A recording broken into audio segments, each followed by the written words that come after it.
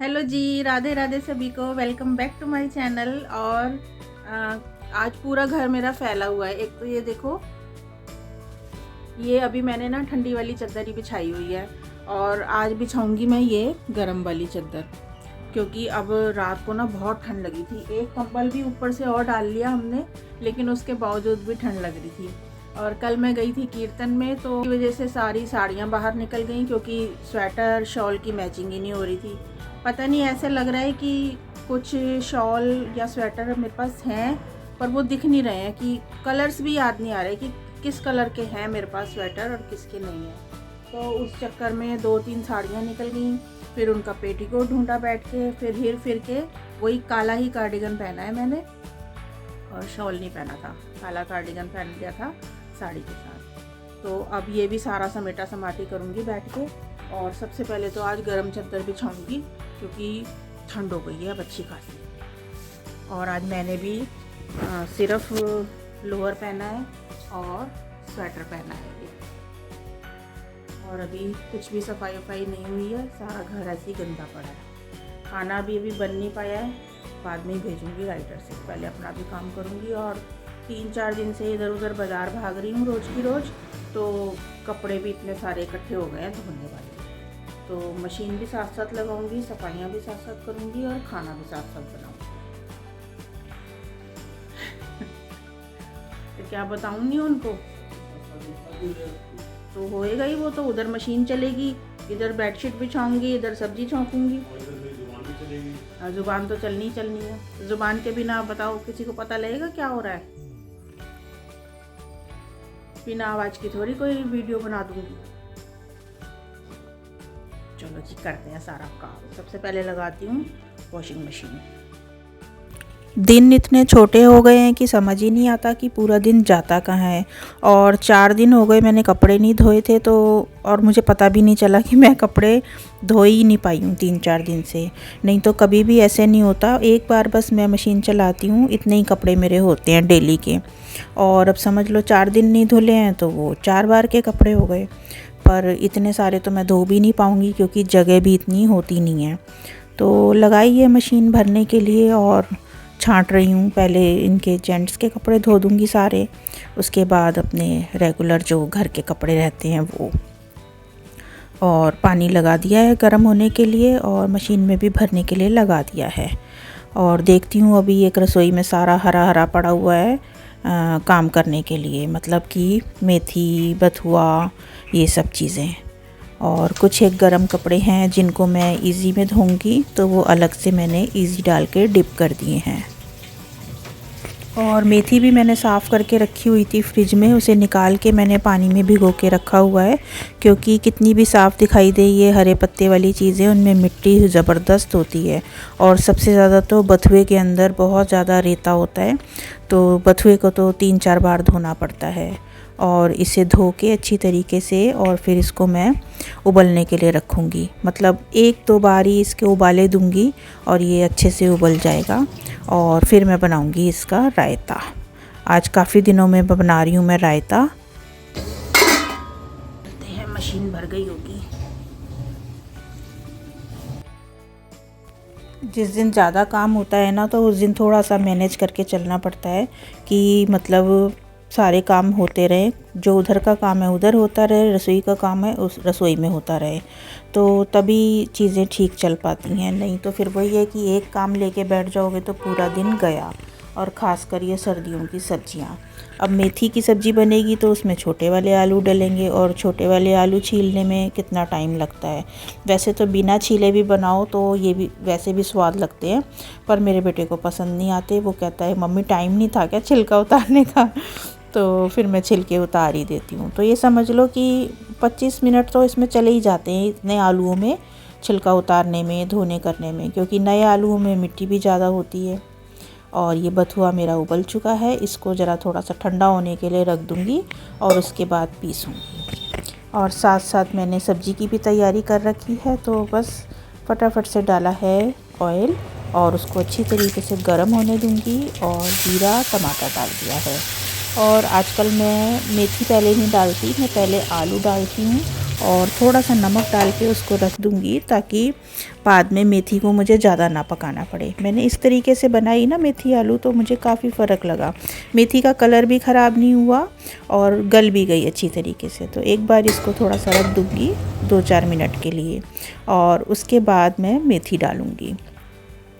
और मेथी को तो जब कढ़ाई में हम डालते हैं ना, तो वो भाप में ही देखो सामने के सामने ही थोड़ा बैठनी शुरू हो जाती है। और बस मैंने ऐसे ही इसको थोड़ा सा ऊपर नीचे किया है और ये देखो बिल्कुल भी मैंने कैमरे को रोका नहीं बीच में, और देखो सारी मेथी बैठ गई है अब अच्छी तरीके से।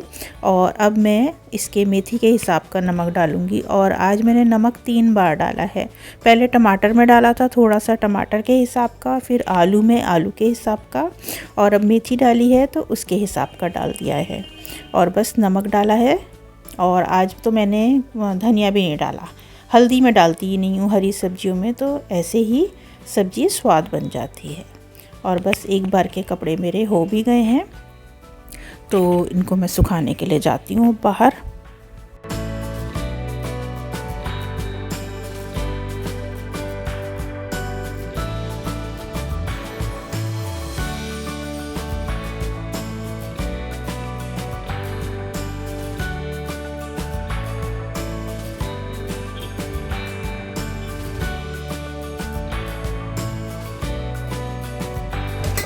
और जितनी देर में मैं बाहर कपड़े सुखा के आई हूँ, सब्ज़ी मेरी ऑलमोस्ट डल हो चुकी है।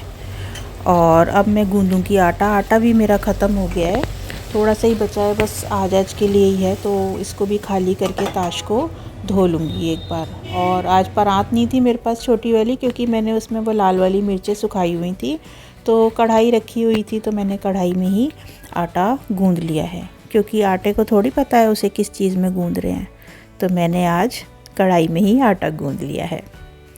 और बस आटा थोड़ा सा ऐसे ही करके रख दूँगी और 5 मिनट के लिए छोड़ दूँगी उसको। और इतनी देर में मैं अपना दूसरा काम कर लूँगी, तो ये आटा अच्छे तरीके से बन जाएगा।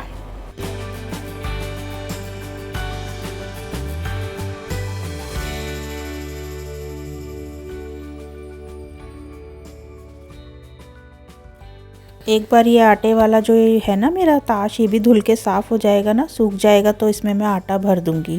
क्योंकि शायद पिछले महीने भी मैंने इसमें ऐसे ही डाल दिया था आटा, तो लेकिन इसको साफ़ करना भी ज़रूरी होता है, नहीं तो फिर आटे में कीड़ा पड़ने का डर होता है।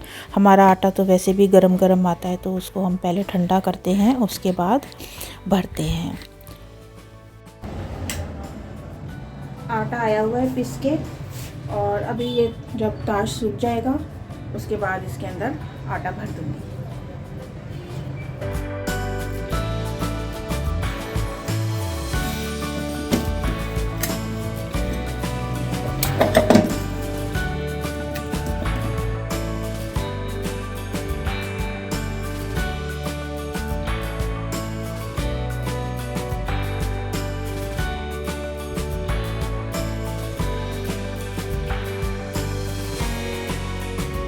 आज कपड़े इतने ज़्यादा धुले हैं कि सारी तारें भर गई, और छज्जे पे भी डाल दिए कपड़े, और अभी एक बाल्टी और भर के रखे हैं।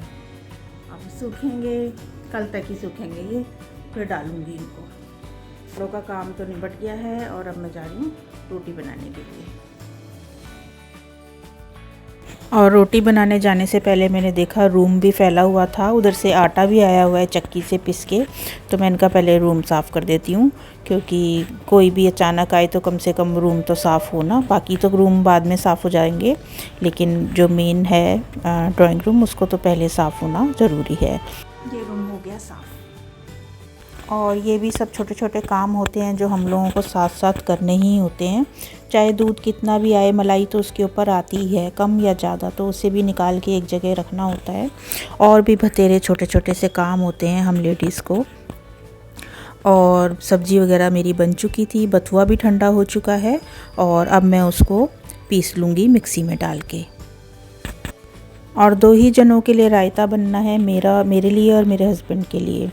तो उसमें से मैंने 1 कटोरी बथुआ निकाल के रख दिया है, आटा वगैरह गूंद लूँगी मैं उसका। और इसी जार में मैंने दही डाल दी और इसको फेंट लिया मसाला डाल के। तो हमारा 2 जनों का ये रायता हो गया तैयार।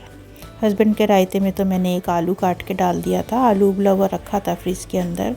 और बाद में जब मैंने खाना खाया था तो मैंने फिर अपने रायते में बूंदी डाली थी। तो इस तरीके से ये रायता भी तैयार हो गया, आलू मेथी की सब्ज़ी भी तैयार हो गई और फुलके भी लग गए हैं गरम गरम एकदम। और थोड़ा सा कीर्तन में से प्रसाद आया हुआ था हलवा छोले का, वो भी मैंने हस्बैंड को लंच में दे दिया था। थोड़ा अपने लिए भी रख लिया था और थोड़ा सा उनको भी दे दिया था। तो उनका हो गया लंच पैक। और आज सुबह खाना जल्दी नहीं बना था तो अब मैंने राइडर कर रखा है। ये देख के आती हूँ राइडर को।